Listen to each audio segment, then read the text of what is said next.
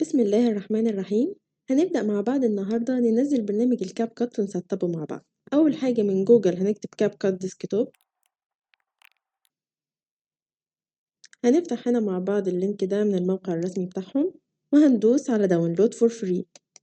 هيبتدي هنا يحمل معانا وينزل على الجهاز، ما بياخدش وقت. أول ما ينزل نفتحه مع بعض وهيبتدي يسطب معانا، نسيبه كده شوية على ما يخلص تسطيب ونشوف كده هيفتح معانا ازاي. كده البرنامج اتسطب معانا، هيبتدي يفتح. لما بتنزله لأول مرة هنا بيبقى الشاشة عندك فاضية، إنما أنا هنا بيظهر لي المشاريع اللي أنا اشتغلتها قبل كده. كده خلاص البرنامج اتسطب معانا. لما بنيجي نبتدي مشروع جديد بقى بندوس على create project، بس احنا هنبتدي الأول نبص مع بعض كده، نشوف بعض الإعدادات بتاعة البرنامج ونتعرف على شوية حاجات. أول حاجة نعمل هنا sign in عشان تدخل بالحساب بتاعك.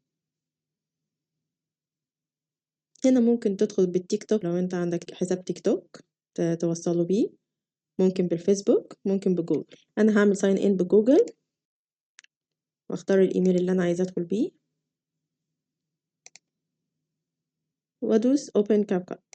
كده احنا خلاص دخلنا باسمنا بالحساب بتاعنا، وهيظهر لك كمان هنا سبيسز باسمك، نبقى نشرحها في فيديو جاي بعد كده بنعمل بيها ايه السبيسز دي. وبكده احنا عرفنا ازاي ننزل البرنامج مجاني تماما، وعرفنا ازاي نسطبه بمنتهى السهولة. نشوف بقى مع بعض في الفيديو الجاي ازاي نظبط الاعدادات ونبتدي ندخل في الشرح بتاعنا.